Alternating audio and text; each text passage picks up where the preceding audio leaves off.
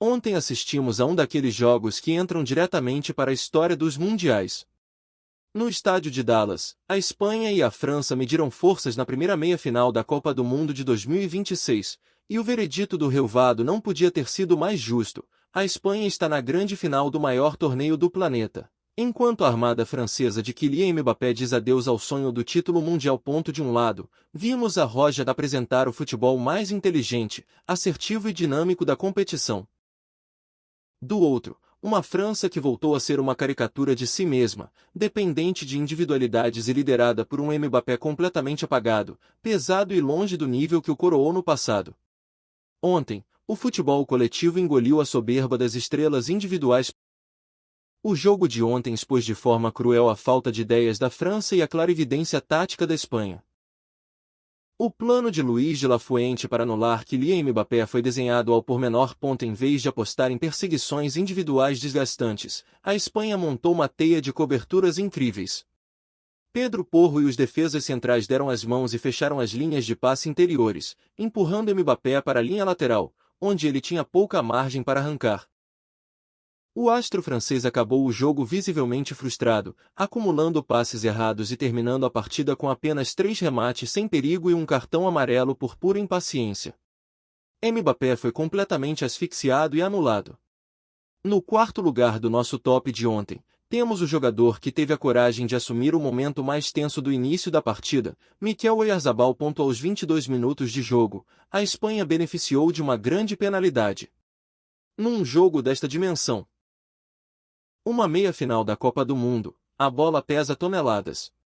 Mas Oyarzabal mostrou que tem gelo nas veias. Com uma frieza extraordinária, bateu Maina e colocou a Espanha em vantagem, obrigando a França a sair da sua zona de conforto defensivo. Foi o golo que libertou a equipe espanhola e injetou uma dose maciça de confiança para o resto da partida. O futebol moderno decide-se no meio-campo. E no número 3 temos a dupla que ontem deu uma autêntica lição de como mandar num jogo da Copa do Mundo. Rodri e Fabian Ruiz. O próprio Mbappé admitiu na entrevista rápida após o jogo que a grande falha da França foi dar demasiado espaço a Rodri e Fabian, que controlaram o ritmo e a bola como quiseram. Rodri foi o farol invisível, recuperando bolas e jogando sempre ao primeiro toque. Já Fabian Ruiz foi incansável na pressão, destruindo a pouca ligação que a França tentava fazer entre a defesa e o ataque. A França parecia correr atrás de sombras, enquanto o meio-campo espanhol exibia uma maturidade assustadora. No segundo lugar do nosso pódio, um herói improvável que ontem coroou uma exibição de gala, Pedro Porro. Para além de ter estado impecável nas tarefas defensivas, fechando as alas com enorme agressividade e concentração, Porro apareceu na área aos 58 minutos para desferir o golpe de misericórdia nos franceses. O seu golo para o 2-0 foi o prêmio merecido para um jogador que personifica o espírito desta seleção espanhola: trabalho duro, apoio constante ao ataque e crença até ao último segundo. Esse golo deitou por terra qualquer reação que a França ensaiasse para a meia-hora final. E no topo dos destaques da noite de ontem, o miúdo prodígio que continua a reescrever as leis do futebol, Lamine Yamal.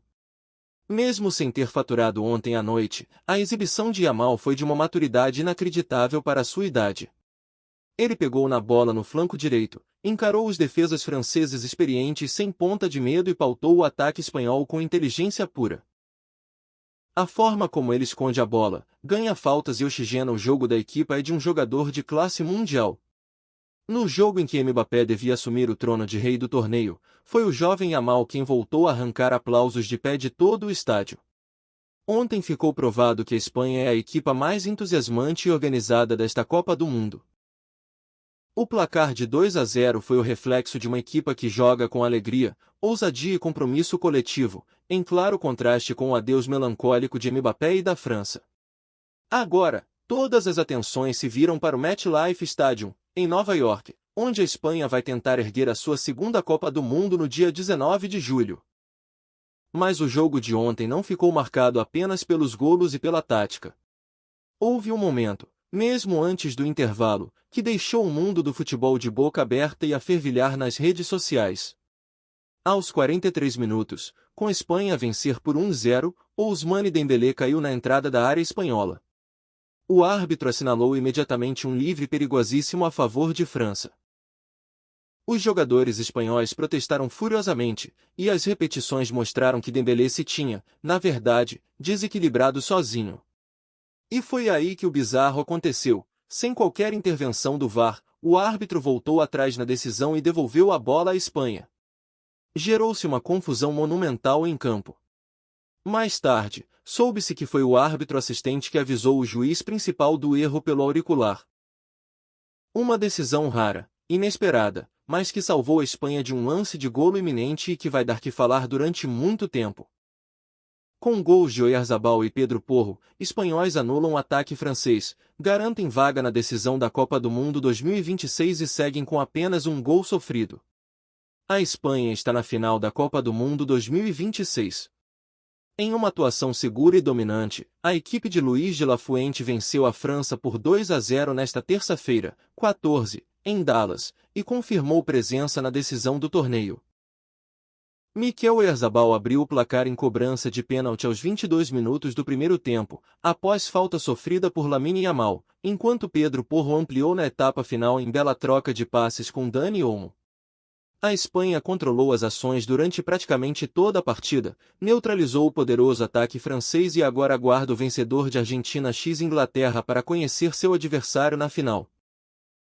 A Fúria confirmou o favoritismo construído ao longo da competição e garantiu a primeira vaga na decisão da Copa do Mundo. Além da classificação, a equipe volta a disputar uma final de Mundial pela primeira vez desde 2010, quando conquistou o título na África do Sul. Agora, 16 anos depois, a seleção espanhola terá a oportunidade de buscar o bicampeonato mundial. Com um elenco que mistura juventude e experiência, a Espanha chega embalada após mais uma atuação consistente e sonha em repetir o feito da geração de Xavi, Iniesta e Casillas. A expectativa por uma grande atuação francesa acabou frustrada. Mesmo contando com nomes como Kylian Mbappé, Ousmane Dembélé, Michael Olise e companhia, a equipe de Didier Deschamps esteve irreconhecível durante boa parte do confronto. Os franceses tiveram dificuldades para criar oportunidades claras, cometeram muitos erros na construção das jogadas e praticamente não conseguiram incomodar a sólida defesa espanhola. Nem mesmo as mudanças promovidas por Deschamps durante a partida alteraram o panorama, e a França acabou eliminada sem conseguir exercer a pressão esperada. Um dos assuntos mais comentados da semifinal foi a atuação do árbitro salvadorenho Ivan Barton. Desde os primeiros minutos, o juiz adotou critérios que geraram reclamações dos dois lados. Faltas semelhantes receberam interpretações diferentes, algumas marcações foram invertidas, cartões apareceram em lances contestáveis e o excesso de interrupções prejudicou o ritmo do jogo. Tanto espanhóis quanto franceses demonstraram irritação com a condução da partida, tornando a arbitragem um dos pontos negativos da semifinal. Se o ataque francês era apontado como o melhor da Copa, a defesa espanhola mostrou por que é considerada uma das mais sólidas do torneio. A linha defensiva formada por Pedro Porro, Kobarsi, Laporte e Cucurella fez uma partida praticamente impecável, com ótima proteção de Rodri à frente da zaga. Quando foi exigido, Unai Simon também correspondeu com segurança. O resultado foi mais um jogo sem sofrer gols, anulando completamente um setor ofensivo que havia sido decisivo durante toda a campanha francesa até a semifinal. A derrota para a Espanha também marcou o fim de uma das eras mais vitoriosas da história da seleção francesa. Após 4 Copas do Mundo no comando da equipe, Didier Deschamps se despede do cargo, conforme já havia anunciado antes do início do torneio.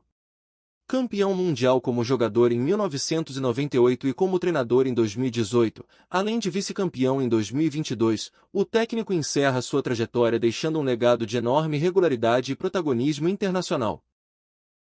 Sua penúltima partida à frente dos Bleus terminou com uma eliminação nas semifinais, diante de uma Espanha superior do início ao fim, encerrando um ciclo histórico no futebol francês. E não esquecem de deixar o like e se inscrever